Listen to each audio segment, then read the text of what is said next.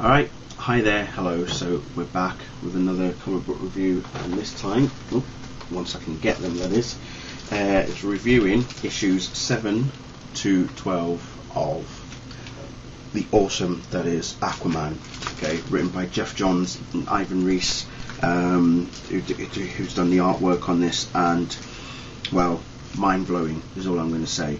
If you haven't, and I repeat, haven't got these, I suggest you do, okay, because it is brilliant.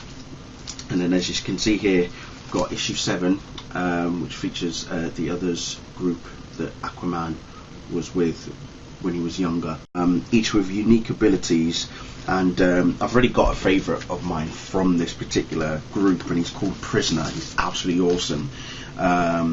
Covers his face, and he's got like sort of like, you know, you can see he's got cuffs with a big massive chain in between it, and he's an awesome character.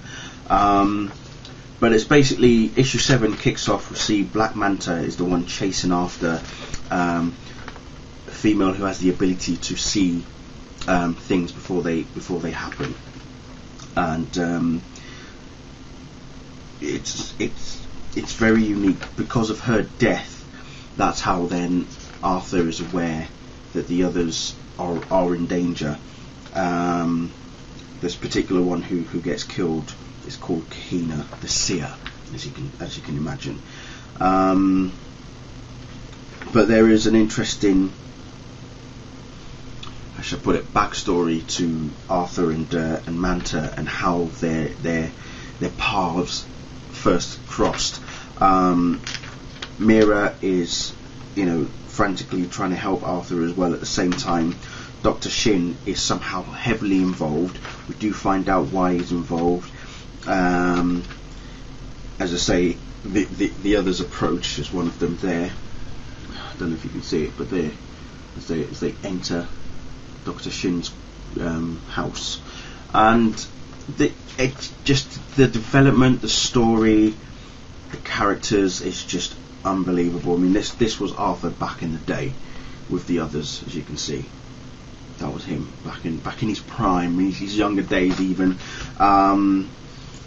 Mira has no idea about the others, and they really don't have much of an idea about Mira either, which is fine. Arthur isn't really going to spill all his secrets to Mira now, is he? That's what happens when you're married.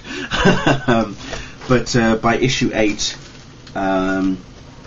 the others are trying to get Arthur to like work with them, to help him, for him to help go after Manta to avenge the death of Kahina.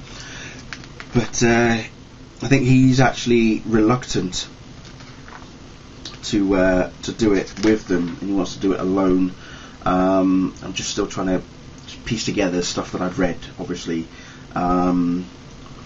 So he eventually goes with the others. They try to seek out what's happened.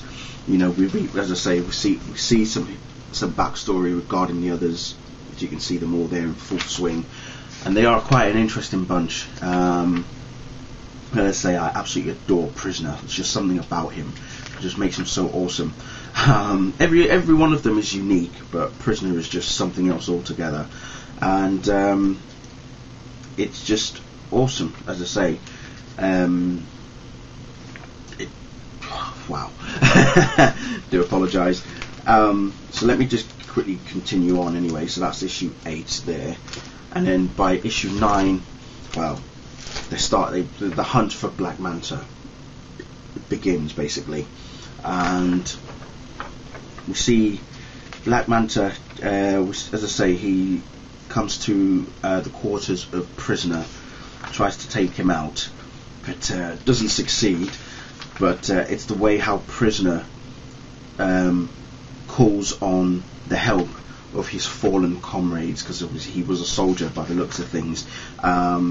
Calls on the help of his soldiers, and as I say, gets geared up and has a fight with Manta, and it's quite brutal. And then there's a chase between him and Manta through the streets. Eventually Arthur is aware of it, but whilst him and Yawara one of the females of the others there, are both chasing down who are they after? Yeah, well, she's going around killing people, and he's basically saying to her, "Don't, we're not here to kill people." And as I say, there's all this history with Dr. Shin as well. He's more aware about Arthur than even Arthur himself. But in some sense, he's betrayed Arthur as well. And Arthur's obviously not happy about that, and neither is Mira when she eventually finds out. But then, as I say, here you go. That's very interesting. But in this particular issue, I think it's this issue, I'm not sure, that Dr. Shin explains to Mira that Aquaman killed Black Manta's father, and it was because of that is what, if they believe that Manta was the one who killed Aquaman's father, but it was Aquaman that killed Manta's father, because Arthur's dad died of a heart attack, even though he thought it was actually Manta's father that killed him, but it wasn't the case. So he goes after Manta's father. But yeah, it's all explained. But like I say, I'm probably not just with it right now.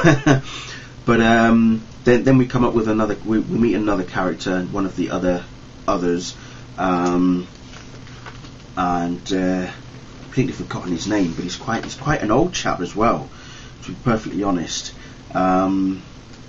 Manta again tracks him down, so Manta's after pretty much all of them.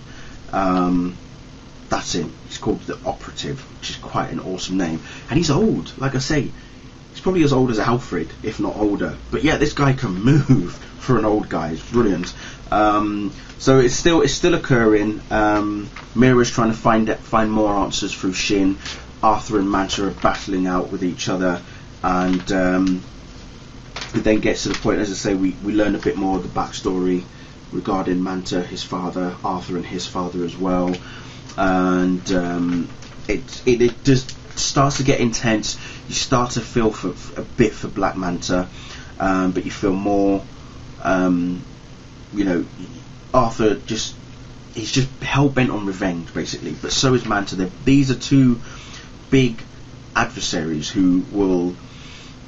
I don't even know how else you can explain them. I mean, you've got Batman and Joker, you've got Superman and Lex, but Aquaman and Manta are something else altogether, and that's probably what makes the story of Aquaman so unique in the way that Jeff has written him.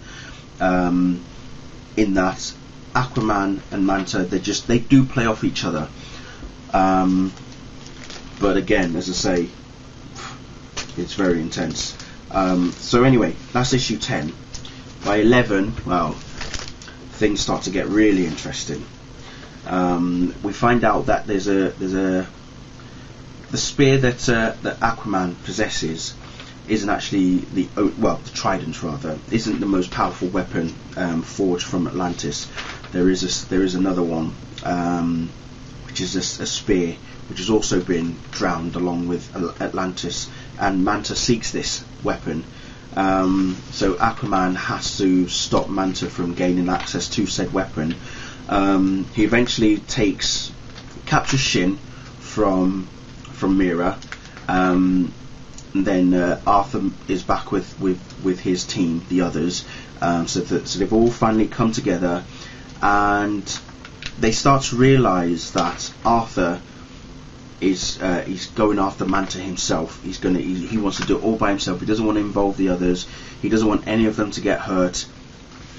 But they decide to help him anyway.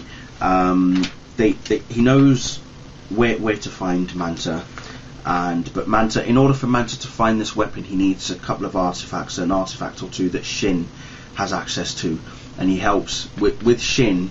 He helps him find the scepter of the Dead King, as it's known, which apparently was the weapon that sank Atlantis. So that's what Manta is after in his quest to defeat Aquaman once and for all. But issue 12 is pretty much where it all comes to a head. I say it comes to a head, but not necessarily. Tragedy strikes. Everybody, the others have arrived. They're all taking on Manta. Mira starts to know a bit more about the others, and the others know a bit more about Mira as well.